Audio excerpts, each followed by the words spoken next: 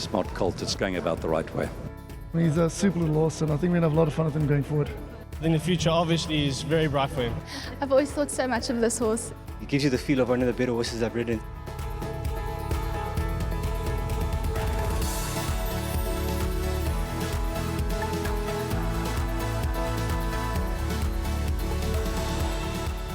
It's the Grade 1 Hollywoodbets Cape Guineas, and destiny awaits. All eyes are on Gimme Rules, the colt who's captured early support and heads the market. He now steps up to graded level, and this is his moment to prove he belongs.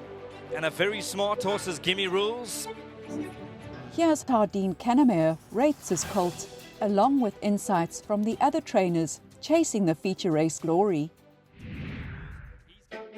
As a full brother to Hollywoodbets Durbanville winner, Gimme Rules is bred in the purple.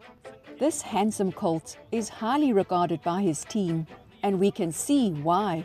He has it all: pedigree, looks, and above all, class. It's Gimme Rules. Gimme Rules, he got his Fred in front, he lengthens, he lifts, and he leaves them chasing shadows. Gimme Rules, he's won 3 out of 4. You know, he hasn't put a foot wrong in his preparation. He hasn't been exposed yet, so he's going to be running against some horses that have been exposed in the feature races, and that'll give us a test how good he is. I mean, he's a magnificent horse, and the 1600 Kenilworth long run is really going to suit him. Also, you need a lot of luck in the running. Hopefully it's a genuine run race. You saw one of the classics last week, just eased it up and made a bit of a sprint up the straight. Bad horses don't win the Guineas. Hank Leonard of Ipitombi fame, the filly from Zimbabwe who took on the world, is back in the winner's box and leading in Grade 1 winners. A delighted Hank Leonard leading in number 3, Jan van Goyen. Impressive. Wow, what a performance in the Whirlpool Moment of the Day Champion Stakes for this 2-year-old son of Master of Fate. Update on Jan van Goyen. He's on his way down to Cape Town as we speak, Tuesday afternoon. He's traveling down with new turf carriers and should be there by Wednesday midday, which has been a successful formula for our raiding journeys in the past. We're very happy with him post his Dingaan's run, which I thought was a fantastic run, coming off quite a lengthy layoff and meeting a very talented and fit horse in Trust. And in running, you know, we did a lot of work from wide gates. Serena Woodley kept us wide for a while.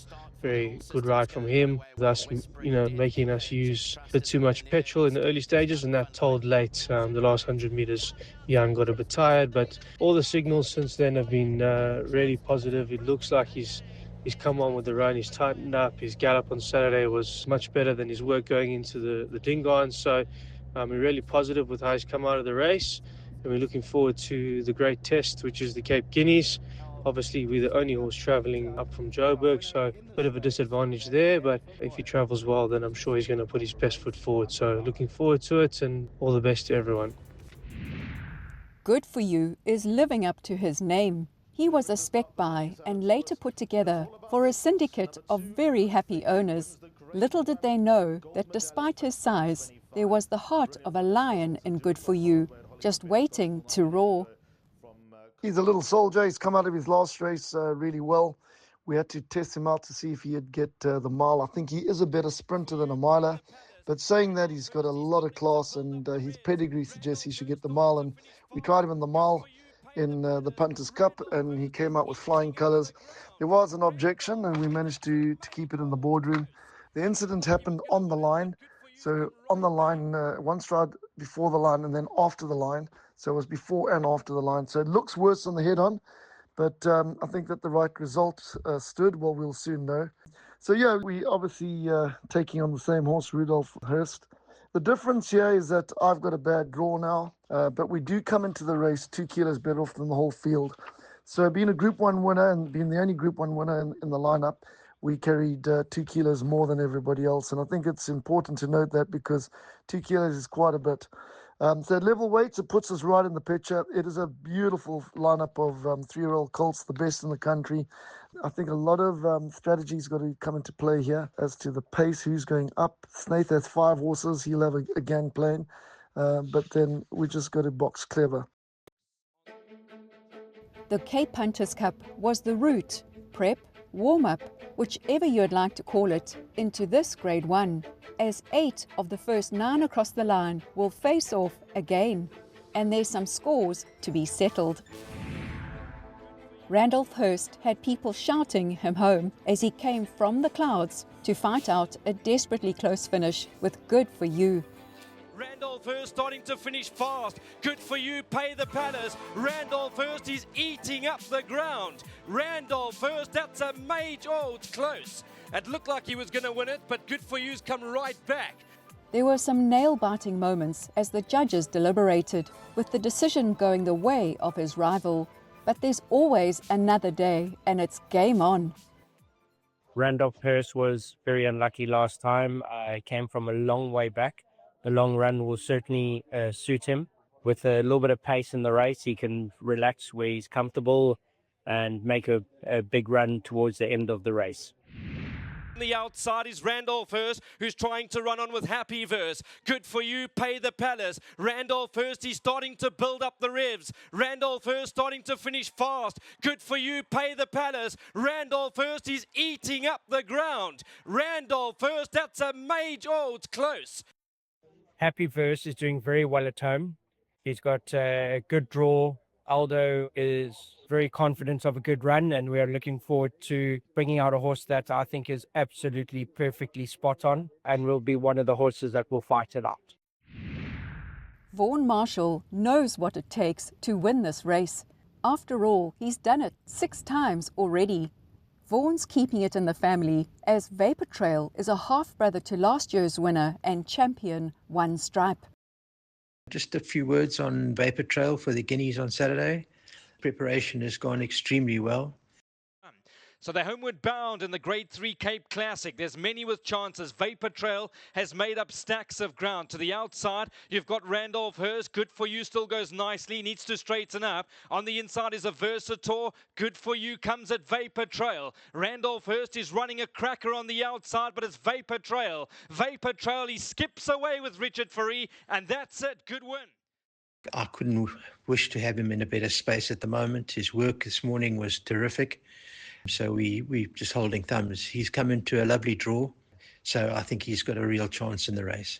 He's a very, very nice horse, good to work with, nice, easy temperament, and just a pleasure to train. On that, it's Roland Garros. Been very careful in his preparation. He does tend to be shinsaw after the firm track at Durbanville. So the idea was a short 1200 to bring him on. On the inside is Roland Garros, all the rage. He gets given his cue. He's starting to run on strongly up the center of the course. 3 Tigers, Roland Garros. All the rage is just in front with Roland Garros and Green Gateway. Green Gateway's absolutely flying home. Green Gateway, Roland Garros, there's nothing in it, very close. It's better over a mile. So doing well at home, got the right rider, great draw. Could be a horse that could run into the money here. Malmesbury Missile carries the nickname of Springbok Powerhouse and twice World Rugby Player of the Year, Pieter-Steph du Toit. Malmesbury Missile is looking to convert a Grade 2 place into a Grade 1 winning performance. Malmesbury Missiles burning towards the inside. Malmesbury Missiles coming at military command the last 100. Chronicle King still right there. Tin Pan Alley. Chronicle King though digs down deep and he's reaching for the stars. From in second, Malmesbury Missile. Malmesbury Missile needed his first run back from the Natal season. He's had a gallop between that run and this one, so he should strip fitter. A 1 draw with Keegan de Mello would give him every chance, and we're hoping for a run that is a lot better than his first effort. This could be that race to bring him on. Regarding Pay the Palace, his work at home has been very good. He's in good condition and he's matured into a very nice horse. I think his last run in the Cape Hunters was a very good run against strong competition from an 8 draw, running 0.45 lengths off the winner.